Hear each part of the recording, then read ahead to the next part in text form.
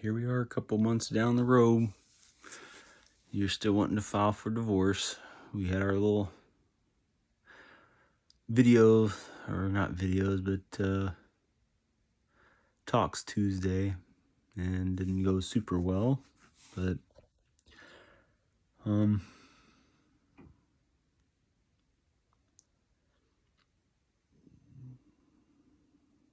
do wish that you would reconsider. 12 years is a long time, and 9 years of being married is a long time to just throw it away. I know I haven't been the best person in the world. I don't claim to be, but I know I could be a better husband if you just let me. I still have some quirks that I'm working on, but I'm not perfect, and neither are you. So I know that we could make this work,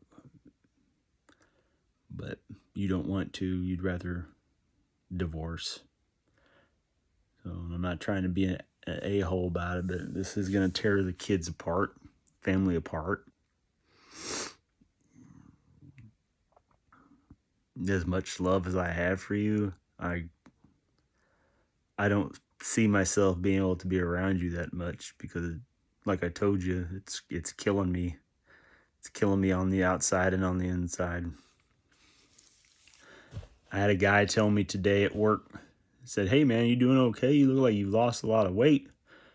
And I said, "Yeah, I've lost about 25, 30 pounds." He said, "How come? Is it health reasons?" And so I explained to him, I was in the hospital with had surgery for my appendix, was in the hospital for a week after that, and then my father and uncle died. And I said, "I'm going through a separation and divorce right now." He's like, "What?" I'm like, "Yeah, going through a separation and divorce too."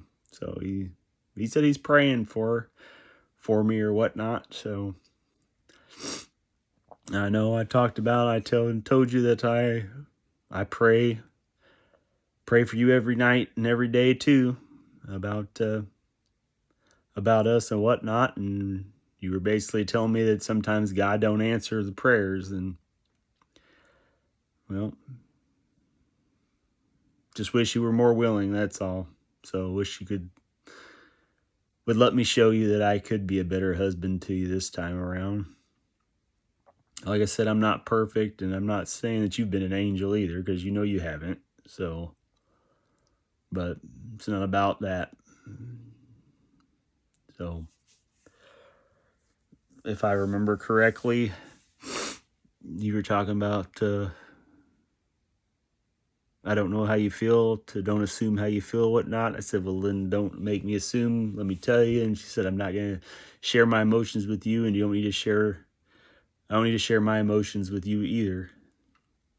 And we just need to keep them deep down or something." And I made a comment on the emotions or whatever, and you said that I needed to, if I felt that way, I needed to talk to a therapist. Well, I did talk to the therapist, and they said putting them deep down like that is a no-go. That's a bad thing to do. So I don't really know who you were talking to that told you to do that, but they're full of crap. I'm sorry to say, but they're full of crap. So I know I'm not the easiest person to talk to. I'm not. And I know that I blew up on that Tuesday. I didn't yell or anything, but I was pretty upset. And being angry, trying to put that anger in myself, is the only way that I can not cry for you and not be emotionally all jacked up all the time, because it's every single day. So I wound up crying a little bit tonight.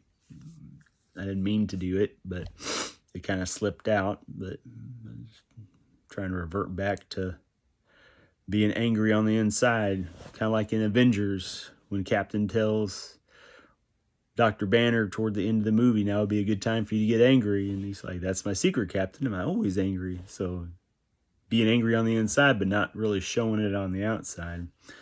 That's what I want to try to do. So I do admit that I probably said a little too much that I shouldn't have said about certain things, but it's like you don't want to hear me, you don't want to listen. So, and you basically told me that I don't need to be telling you my emotions. So, which kind of hurts, but what are you going to do? So, but I'll keep praying, keep having faith, keep maybe hoping that by some chance that you'll change your mind and reconsider and think, well, maybe this isn't a good idea. Because you did say maybe I'm be right and you will regret this divorce and it'll be your cross to bear or whatnot. I'd rather not even be a cross for you to bear. I'd rather we just try to make things work. Not just for us, but for the boys too. So you'll never know how much I really love you. Even though I feel annoyed by you sometimes, I'm just annoyed by the situation, I think, more so. But my heart is very, very full for you. And I do love you very, very deeply and very much. Even if you don't care that I do or not. Even if it annoys you if I try to compliment you, which I really don't do anymore because you get annoyed and you get irritated. So, but it is very lonely when you get kicked out of the house and you get told you want separated, even though you were just told I love you very much, but you want separated in the exact same month, and then divorced the month after that. And I know you've been reflecting, you had reflected or whatnot, you had said in your little note way back when, but I do honestly think that there was some influence back there too. So I don't foresee it was just all you thinking this. I do believe that there was some other influence as well, but it is what it is. So I don't know. At least this is the only place I can go that you can't see, you can't find my stuff, nor would you care even if you seen it anyway. So, but you have the kids, you're around the kids, you get to enjoy everything. You're basically the family. I'm nobody. I have nobody. I have mom, but she annoys me whenever I talk to her, so I don't talk to her. So, and friends don't help. So I'm by myself. So I have to deal with all this on my own. You've never had to deal with the separation. So, and you initially initiated the divorce when you got married last time, which is understandable. So, but you don't know what a separation truly feels like until you're really alone by yourself. So, but you've never been alone. You always have coworkers and you have your buddy you can always talk to. I don't have anybody.